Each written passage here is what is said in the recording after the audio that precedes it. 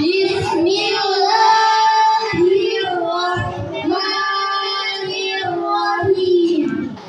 Assalamualaikum warahmatullahi wabarakatuh. Waalaikumsalam warahmatullahi wabarakatuh. Dewan Hakim yang bijaksana, hadirin yang berbahagia. Salah satu topik yang banyak dibicarakan masyarakat saat ini adalah siapakah nantinya yang akan menjadi pemimpin kita selama 5 tahun mendatang. Siapakah nantinya yang akan menjadi presiden bagi bangsa Indonesia. Sebagai orang yang beriman, tentu kita berharap manusia yang memimpin kita adalah manusia yang baik, menjaga amanah, adil terhadap rakyatnya, dan yang berpihak kedaulatan muslimin. Dalam Al-Quran, Allah telah menceritakan di beberapa ayat siapakah sosok yang ideal dalam Islam. Kemudian Allah menjelaskan bagaimana proses pengangkatan Nabi Yusuf sebagai bendaharawan Mesir. Kemudian dilanjut dengan Yusuf alaihissalam menyatakan dalam surah Yusuf ayat 54 sampai 55 yang artinya, jadikanlah aku bendaharawan Mesir, sesungguhnya aku adalah orang yang pandai menjaga lagi berpengetahuan. Disinilah kesempurnaan Yusuf alaihissalam yang mencerminkan sosok pemimpin yang ideal. Namun hadirin, kenyataannya berbeda dengan pemimpin akhir zaman ini.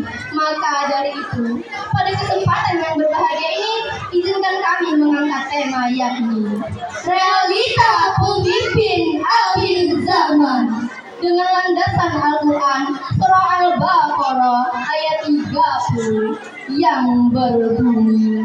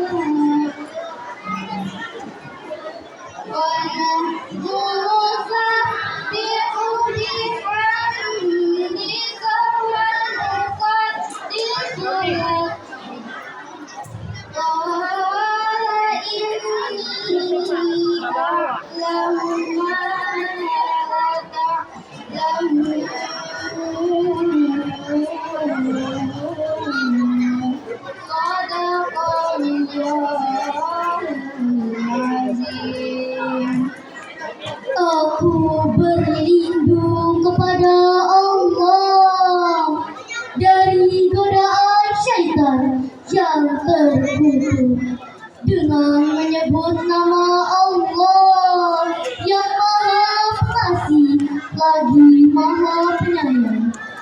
Ingatlah ketika Tuhanmu berfirman kepada para malaikat, sesungguhnya aku hendak menjadikan seorang khalifah di muka bumi. Lalu mereka berkata, mengapa engkau hendak menjadikan seorang khalifah di muka bumi itu orang yang akan membuat kerusakan padanya dan menumpahkan darah? Padahal kami senantiasa bertasbih dengan memuji dan mensucikan Engkau. Sesungguhnya aku mengetahui apa yang tidak kamu ketahui. Maha benar Allah dan Maha Agung atas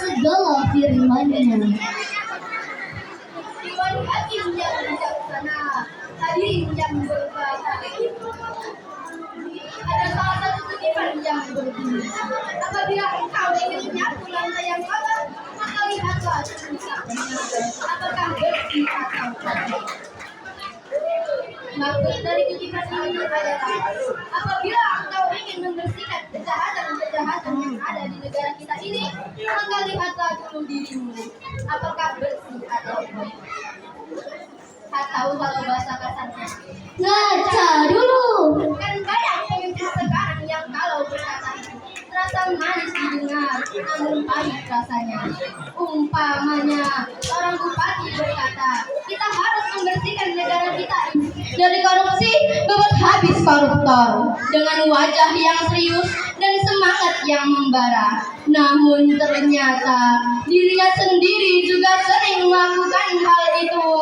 Jadi, apabila kita ingin apa yang kita pimpin itu menjadi baik, maka kita sebagai pemimpin juga akan harus baik. Karena bawahan melihat pada atasannya. Jika atasannya baik, maka bawahan juga akan baik. Dan jika atasannya berlaku buruk, maka bawahan juga akan berlaku buruk. Imam Ja'far pernah berkata dalam salah satu mutiara hadisnya, 3 perkara dapat mengeluhkan kehidupan, yaitu penguasa zalim, tetangga yang buruk, dan perempuan pencarut.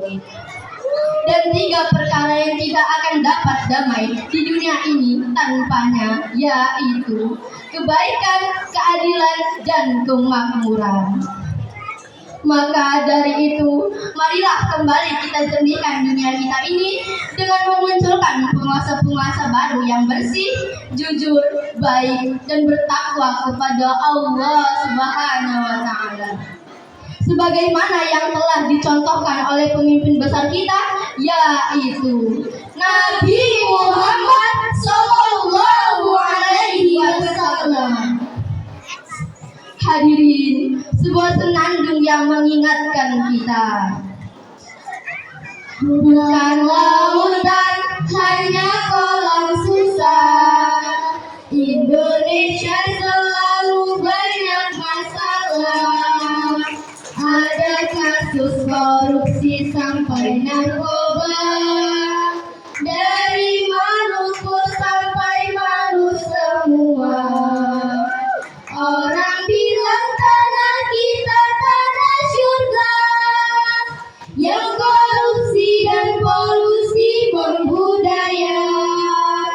Orang bilang negeri ini negeri bersih, masih banyak tikus-tikus berdasi. Ini salah siapa? Ini dosa siapa? Ini salah siapa? Ini dosa siapa? Hadirin yang berbahagia,